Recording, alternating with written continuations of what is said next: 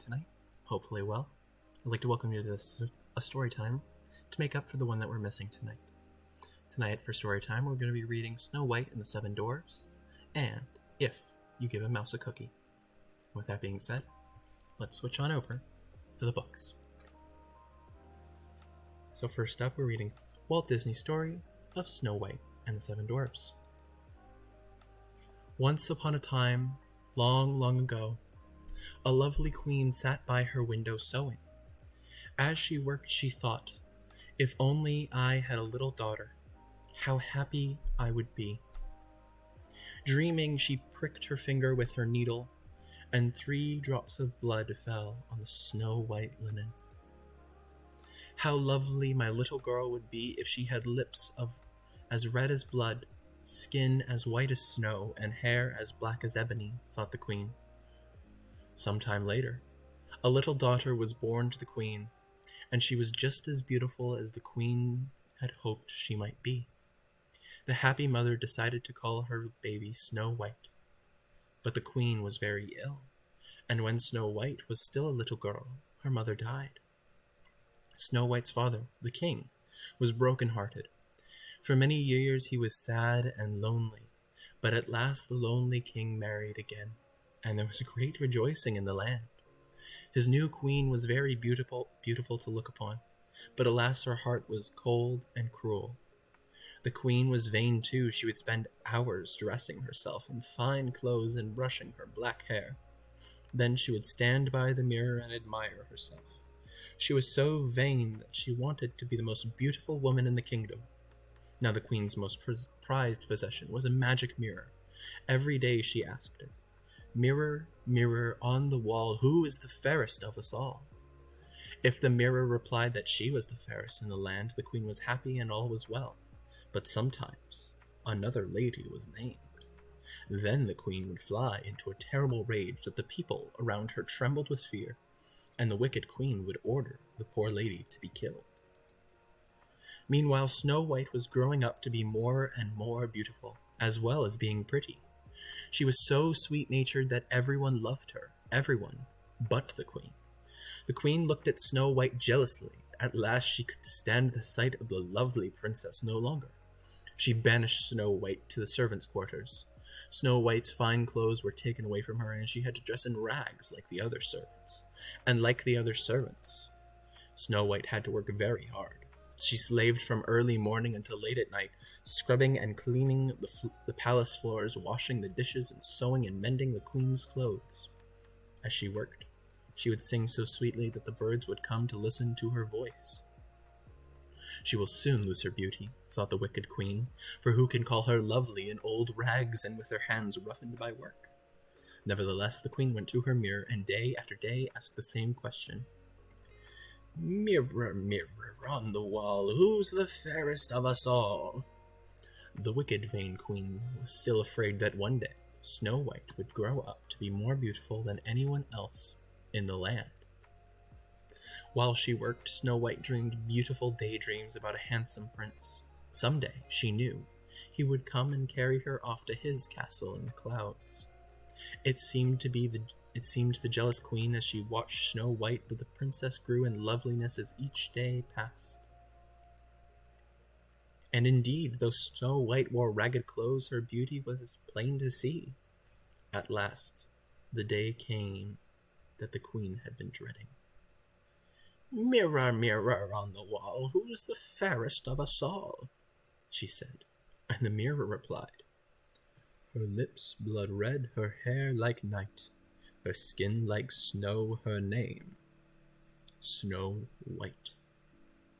The angry queen called her huntsman to her. "Take the princess into the forest and bring me back her heart in this jeweled box," she said. The huntsman bowed his head in grief. He had no choice but to obey the queen's command.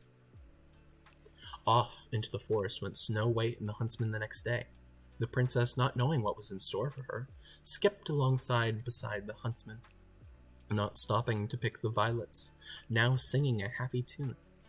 At last the huntsman, heartbroken, fell to his knees beside the princess. "I cannot kill you, princess," he said. "Even though it is the queen's command, run into the forest and hide, and never return to the castle." Alone in the forest, Snow White wept with fright.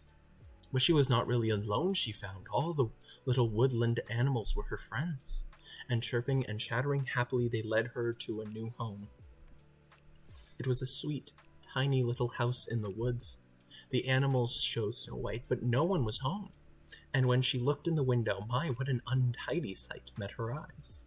The sink was piled with unwashed dishes, and everything was thickly blanketed with dust. Maybe the children who live here need someone to keep house for them, said Snow White. Let's clean their house. So in they went, and with the help of her new forest friends, Snow White soon had that little house spick and span. Then she went upstairs and fell asleep across the 7 little beds. As she slept, home from work came the 7 little men who lived in the house in the woods. Hi-ho, hi-ho, it's off from work we go, sang the 7 little men, the 7 dwarfs. Then they saw their little house just as Snow White had seen it, but they knew at once that something was changed. It was clean. Up the stairs crept the 7 dwarfs, and there they found Snow White just waking up. Oh, cried Snow White, I know who you are. She had read their names on their beds. You're Dopey and Sneezy and Happy and Grumpy and Doc and Bashful and Sleepy. Snow White told the dwarfs about the wicked queen's plot, and they insisted that she must stay with them. Supper is not quite ready yet, said Snow White, who was very pleased to be asked to stay. You'll just have time to wash. Wash, cried the little men. They had almost forgotten what the word meant, but they were soon scrubbed clean, and even Grumpy got a soaking. The 7 dwarfs grew to love Snow White and her merry ways.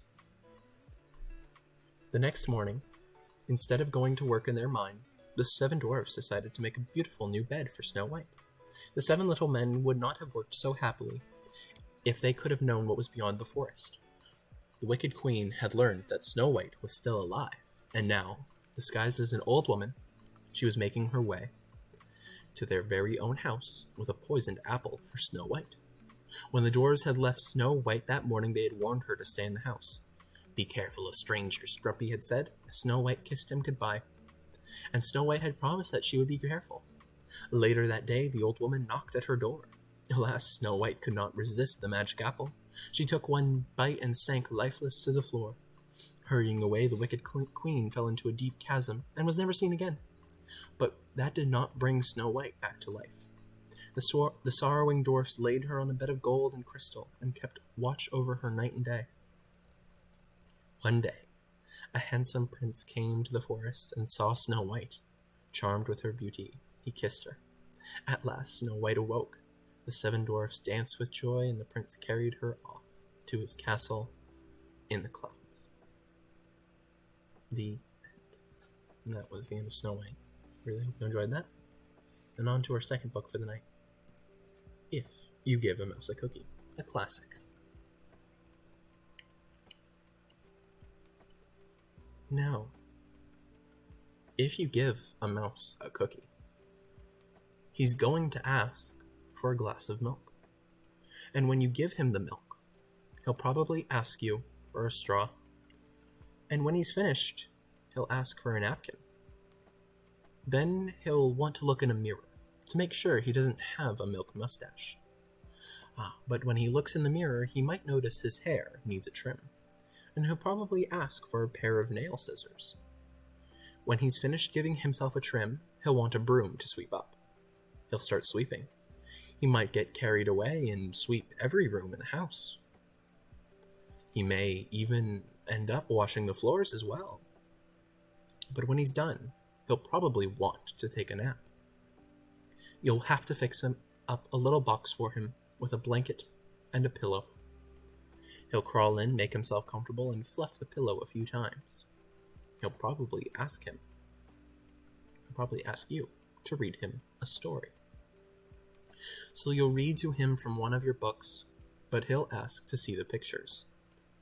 When he looks at the pictures, he'll get so excited he'll want to draw one of his own, and he'll ask for paper and crayons.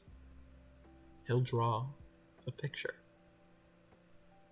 When the picture is finished, he'll want to sign his name with a pen. Then he'll want to hang his picture on your refrigerator, which means he'll need Scotch tape. He'll hang up his drawing and stand back to look at it. Looking at that refrigerator will remind him that he's thirsty. So, he'll ask for a glass of milk. And chances are, if he asks for a glass of milk, he's going to want a cookie to go with it. And that's the end of that book, chat. I truly hope that you all enjoyed Storytime tonight. And I truly hope that this finds you well. I'm sending love, good vibes, and a hug your way. They cannot be stopped through time or space, and they will arrive eventually. Have a good night, chat, and sleep well. And remember that if you give a mouse a cookie, they'll probably want a glass of milk to go with it. Have a good night.